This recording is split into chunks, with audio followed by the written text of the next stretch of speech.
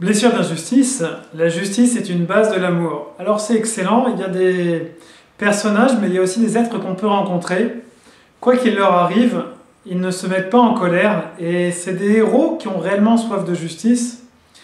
Et en même temps, si on prend par exemple le personnage d'Aragorn, que j'ai choisi comme miniature pour cette vidéo, il peut perdre son royaume face à une personne, et il n'aura pas de haine par rapport à cette personne. Il peut y avoir une armée de personnes qui risquent de tuer les personnes qu'il aime, et il est là tranquille en fait. Il est pas bouillonnant, il est simplement vraiment disposé à l'action. Toutes ses forces sont là et il est présent comme si tout ce qui était important c'était ce que lui il allait faire. Et ce que les autres ont fait, à la limite, ça ne le dérange pas. Et ça, c'est beau et c'est tellement héroïque. Et aujourd'hui, j'ai compris une pensée qui me semble extrêmement importante par rapport à ça. Et c'est le lien qui existe entre la justice et l'amour. Pour l'instant, dans ma conception des choses, disons dans ma conception vécue des choses, je ne comprenais pas en quoi l'amour et la justice étaient profondément liés. Et aujourd'hui, je l'ai vécu. Et c'est intéressant de voir que c'est pas opposé comme dans la philosophie qui existe actuellement, où il y aurait d'un côté la justice qui tranche, vous voyez, avec son épée et son bandeau sur les yeux. Et c'est assez bizarre même cette histoire de justice avec un bandeau sur les yeux. Moi je verrais plutôt la justice avec des yeux grands ouverts, la justice qui regarde, qui va vraiment au fond des choses, et pas du tout la justice qui aurait un bandeau sur les yeux. Mais ce bandeau que la justice a sur les yeux, pour moi, c'est une preuve que notre justice est malade quelque part, si elle a un bandeau sur les yeux. Et en même temps, on comprend bien sûr que c'est un symbole d'équanimité. C'est-à-dire, je ne fais pas de différence en fonction de qui est mon ami, qui n'est pas mon ami. Donc ce symbole, à deux niveaux, il aura des interprétations différentes. En tout cas, ce qui est excellent, c'est qu'on a ces personnes. Moi, je suis une personne assez mélancolique et assez colérique, et donc j'étais toujours un petit peu en train de me demander, mais il y a des personnes quand même, elles ont la pêche, il y a des personnes, elles sont dynamiques, mais d'où ça leur vient? Je voyais l'autre soir à ma chorale une femme, mais elle a un élan, je me demandais, mais quelle est sa structure de pensée à cette personne? Parce que pour comprendre une personne, il y a différents niveaux, mais un niveau qui est assez facilement accessible et qui explique quand même beaucoup de choses, c'est ce qu'en coaching on appelle une modélisation. Si vous voulez modéliser une personne, vous allez vous demander quelles sont ses structures cognitives. Et donc, comment elle réagit par rapport à telle situation, et qu'est-ce qu'elle se dit dans telle situation. Eh bien, il me semble que j'ai trouvé l'une des clés de la modélisation des personnes qui ont la pêche. Et cette clé, vous allez voir, elle est intéressante, et je pense qu'elles-mêmes vivent cette clé à un niveau inconscient. Et donc, même si vous leur demandiez, elles ne vous la donneraient pas forcément, parce qu'elles n'en sont pas forcément conscientes, mais en revanche, elles la vivent. Et c'est ça que j'ai vécu aujourd'hui. Et donc moi qui suis pas spécialement une personne hyper dynamique à courir dans tous les sens, enfin je fais beaucoup de choses, mais moins que des personnes de type sportif, si vous voulez. J'ai pas cette énergie de sportif, j'ai cette énergie de faire beaucoup de choses, mais j'ai pas cette énergie de sportif. Et donc c'était intéressant parce que j'ai vu le changement d'énergie par rapport à cette pensée qui est venue habiter en moi. Je ne m'en attribue pas le succès.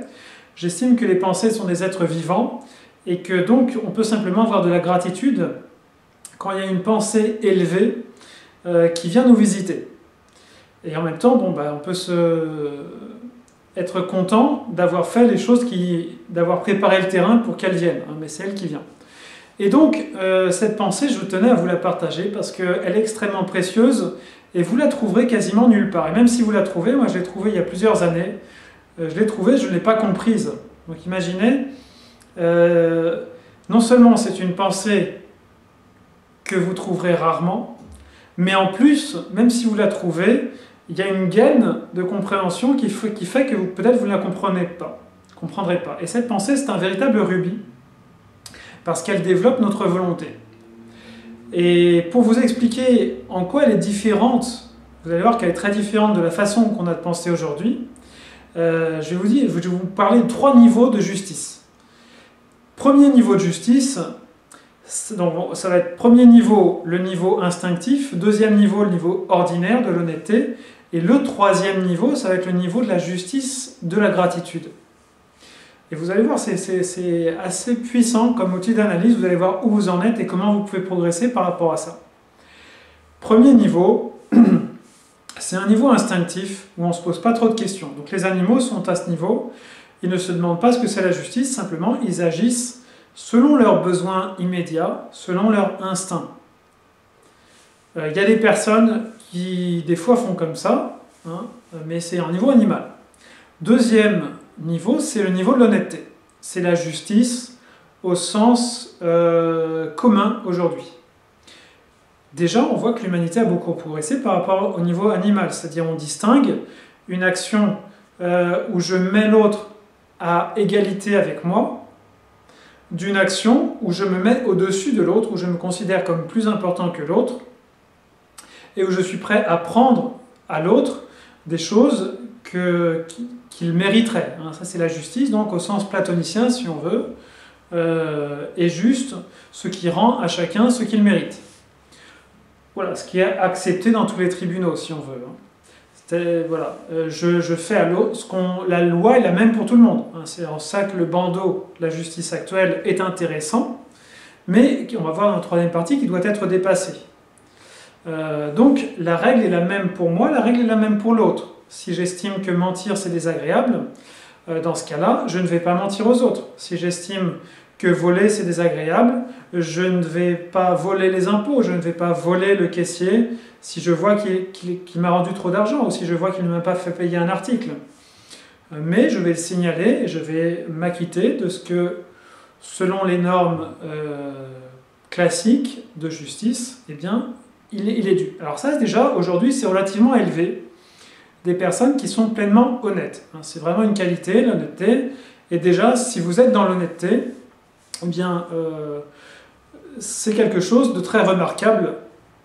Si vous êtes 100% honnête, c'est déjà quelque chose de très remarquable et auquel, si vous n'y êtes pas encore, vous pouvez déjà aspirer. Et ce sera un progrès dans votre vie. Vous attirerez des êtres plus lumineux autour de vous. Vous aurez une vie qui sera plus agréable. Vous changerez de monde, en fait. L'honnêteté, déjà, vous ouvrira le monde de toutes les personnes honnêtes. Et ça, c'est énorme. Maintenant, ce que j'ai découvert aujourd'hui et qui est gigantesque, c'est qu'il existe un troisième niveau de justice et que ce troisième niveau de justice est une base vraiment très favorable à l'amour. C'est un terreau qui va être très favorable à l'émergence de l'amour. Et que de plus précieux que l'amour, en fait. Et je ferai des recherches pour vous trouver d'autres bases à l'amour, mais en voilà une qui est des plus intéressantes et qui peut se cultiver. Parce que toutes les vertus, évidemment, on ne les acquiert pas du jour au lendemain, on peut les comprendre du jour au lendemain intellectuellement. C'est ce que je vous explique aujourd'hui sur la justice. Je l'avais compris intellectuellement il y a 2 ans, je l'avais écrit intellectuellement il y a 2 ans, mais aujourd'hui je peux vous faire cette vidéo parce que je l'ai vécu et c'est totalement différent. Ça a fait son chemin dans mon âme et d'une conception intellectuelle, c'est devenu une conception qui m'habite, qui me remplit, qui attire à moi des êtres de justice. Et donc c'est très différent. Je n'ai plus simplement une petite graine par rapport à la vidéo précédente de justice, mais j'ai un arbre de justice qui commence à pousser dans mon âme. Et notre âme est beaucoup plus grande. Là, je prends une image, c'est pas réellement un arbre. Mais c'est bien ça qui se passe néanmoins, c'est que j'ai des énergies de justice, j'ai des êtres de justice avec lesquels je suis en train de tisser des liens, même si je ne les maîtrise pas complètement, j'ai la conviction que c'est ça qui est en train de se passer. Et donc ça grandit et ça prend du temps. Mais c'est au fur et à mesure. J'ai commencé il y a quelques années, j'étais même pas honnête, si vous voulez, ou pas 100% honnête. Je me suis dit, tiens, il y a un problème. D'autres, ils trouvent que ce que tu fais, c'est pas honnête. Donc, j'ai augmenté mon standard d'honnêteté pour être 100% honnête. Et à partir de là, s'est révélé un nouveau monde à moi, qui est ce monde de la justice spirituelle, si on veut, qui n'est pas la justice humaine, mais qui est la justice spirituelle. Et donc c'est de ça que je vous parle maintenant. Cette justice spirituelle, vous en avez peut-être jamais entendu parler.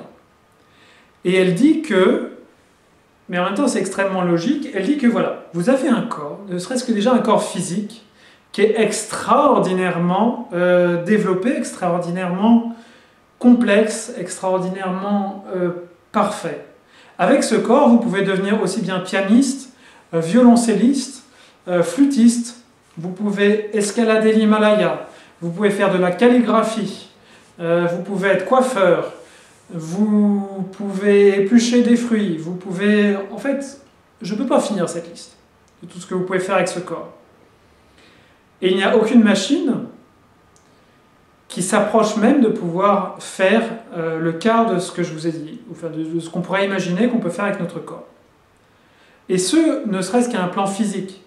Mais en plus, vous ressentez un niveau énergétique dans ce corps, vous ressentez un niveau émotionnel, et vous ressentez un niveau intellectuel dans ce corps.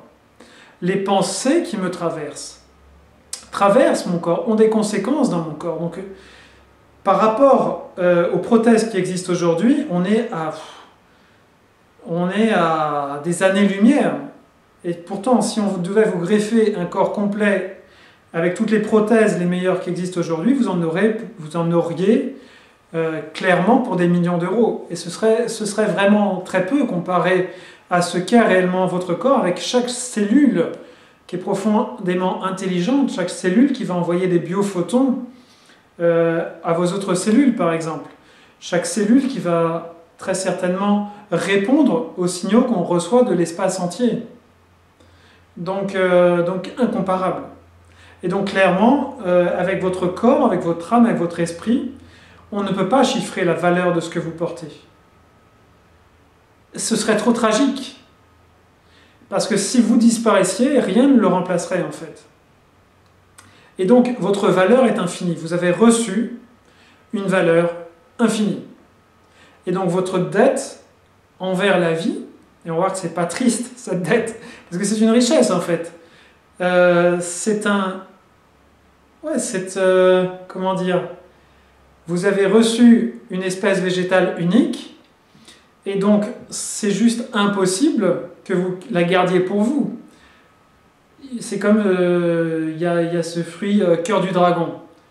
Eh bien, on ne connaît pas ça en France. Si moi j'étais producteur de cœur de dragon, j'aurais à cœur justement de partager ça avec l'humanité entière. Si c'était ça ma spécificité, si j'avais ça et que personne d'autre n'avait ça, eh bien je travaillerais jour et nuit, enfin disons une grande partie du jour et une petite partie de la nuit, en hiver du moins, pour que chacun puisse avoir accès à ce fruit du dragon.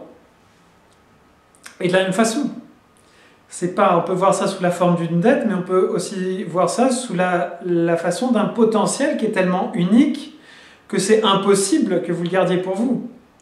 Et en même temps, si vraiment on veut être dans la justice, eh bien très clairement, vous avez reçu de la vie des milliards d'euros, si vous voulez, puisque c'est infini et irremplaçable. Donc la logique veut qu'à chaque instant, vous donniez le maximum, parce qu'il vous faudra toute l'éternité pour redonner ça. Mais il ne s'agit pas, il s'agit pas de devenir comptable, mais il s'agit simplement de réaliser ça. Et donc la justice, là encore par rapport aux vidéos précédentes sur le jeu, la justice de cette femme sombre avec sa balance métallique, éventuellement son épée, devient un être profondément joyeux. Cette justice devient la sœur jumelle dans le plan spirituel. En tout cas, c'est l'une des conceptions qu'on peut avoir de la justice spirituelle. Elle devient la sœur jumelle de la gratitude. Et ça, c'est beau. De se dire, voilà, la justice, eh bien, c'est que j'ai reçu l'infinité. J'ai reçu le cadeau infini de la vie. Et donc, ce qui est juste, c'est que je partage sans limite ce cadeau infini. Et ce qui est formidable, c'est que quand vous arrivez donc à vous élever à l'honnêteté, puis peut-être par la prière, peut-être par un ensemble de vies pures, à attirer des êtres qui vont vous permettre de goûter ce que c'est que cette justice spirituelle, alors votre état intérieur, il change de façon énorme. Par rapport aux 5 leviers énergétiques dont je parlais il y a quelques vidéos, vous avez un pool, vous avez un bassin quasiment infini de ressources d'énergie feu. Et ce n'est pas de l'énergie feu électrique, comme celle de la blessure d'injustice, où certes on est très actif, et c'est mieux que d'être inactif, certes on est sensible à la souffrance des autres, mais ça nous rend cassant, ça nous rend blessant, ça nous rend précipité, ça nous rend impatient. Là, il n'y a rien de tout ça en fait. Dans cette justice spirituelle, il y a juste la saveur de cette vie qui palpite autour de nous. Il y a juste cet émerveillement sur l'ensemble de la création et se dire « Waouh, j'ai envie de refléter à ma façon ce que c'est cette création. » Et c'est un jaillissement de se dire « Mais wow, j'ai tellement reçu et j'ai tellement envie de donner, et c'est tellement important, c'est ça qui est important dans cet instant. Cette minute, ce qui est important, c'est la quantité que je vais émettre, c'est comment je vais pouvoir exprimer la gratitude par rapport à l'infinitude de tout ce que j'ai reçu. » Et là, on a la patate, là, on a une pêche qui est super, là, on a de la force pour avancer, là, on se redresse. Là, la blessure d'abandon aussi, elle peut être transformée. C'est plus pauvre de moi, je n'ai pas, mais c'est au contraire, j'ai beaucoup. Et je peux donner beaucoup. Et voilà, c'est ça que je voulais partager. C'est ce rubis vraiment que je voulais partager avec vous aujourd'hui. Donc n'hésitez pas à mettre dans les commentaires, n'hésitez pas à mettre ce que vous aimez ou que vous n'aimez pas d'ailleurs. S'il y a des choses qui vous ont paru pas assez détaillées, pour que je puisse aller plus avant vers ça. Et puis, quand même, dernier point intéressant aussi, trouvez-vous des modèles.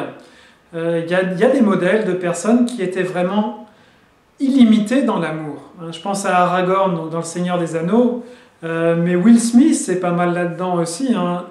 Ce Will Smith, lui, il travaille. Sa philosophie, c'est une philosophie du travail. Mais c'est héroïque de travailler comme ça jour et nuit. Il y a ce film aussi sur Alan Turing où c'est tellement gigantesque et pendant la Deuxième Guerre mondiale, il doit décoder le système de codage des Allemands. Et là aussi, il travaille jour et nuit, mais je trouve ça tellement beau, ces personnes. Elles n'ont même pas eu accès à cette philosophie de la justice, si vous voulez, mais c'était spontané chez elles, c'est encore plus beau. Si vous voulez, moi, j'ai pas eu de mérite, j'ai trouvé ça dans un livre. Et puis ça a creusé des galeries en moi, ça a fini par jaillir, ça a fini par germer. Mais je l'ai trouvé à l'extérieur, il y a des personnes qui avaient même carrément amené ça avec elles dans leur incarnation. Et donc trouver des personnes où vraiment ça va vous transpercer. C'est important d'avoir ces modèles qui vous redonnent ce diapason de l'autre m'a offensé, mais j'ai de la compassion pour lui, par exemple. Ça, ce serait une autre vidéo de comment transformer l'offense en compassion, une vidéo qui serait très importante d'ailleurs. Mais là le point, c'est... J'ai tellement reçu que je ne vais pas regarder, c'est rien en fait. Tu m'enlèves 50, j'ai reçu l'infini. Tu m'enlèves 1000, j'ai reçu l'infini. Tu m'enlèves 1 million, j'ai reçu l'infini. Donc trouvez-vous, voilà, le dernier point sur cette vidéo que je voulais vous donner, qui est une clé aussi par rapport à cette pensée. Eh bien, c'est trouvez-vous des modèles, et il y en a beaucoup. Il y en a beaucoup. Nelson Mandela, par exemple, est quelqu'un qui a pu transformer l'amertume en douceur. Et donc, trouvez des modèles qui vont vous aider à être submergés par cette vague de douceur de la gratitude, en fait. Et bien voilà, bonne submergation à vous par cette justice. Et oui, c'est ça que je voulais dire aussi, donc j'en rajoute. Vous allez décidément être submergé. C'est que oui, c'est décisif. ça débouche, cette justice, c'est l'une des racines de l'amour. Et ça, c'est grand, ça. Cette justice, donc, elle va vous réchauffer, elle va dilater votre cœur, en fait. Et ça, c'est très plaisant, en fait, de voir que dans la justice, peut-être on voyait une ennemie, vous voyez quelqu'un qui risque de venir chez vous, l'agent du fisc, l'agent des impôts qui va venir vous prendre des choses, et non, pas du tout, en fait. La justice, c'est au contraire, c'est cette mère de l'amour qui va vous aider à accoucher de l'amour en vous. C'est très chaleureux, en fait, la justice. C'est très inspirant, c'est la justice spirituelle. Oui, pour moi, il y a toute la beauté du Seigneur des Anneaux, de ces êtres tels que Frodon, tels qu'Aragorn, ces êtres tels que Gandalf, qui instinctivement débordent de l'envie de donner, en fait. Donc débordons bien, et bonne découverte à vous autour de ce thème de la justice. Merci.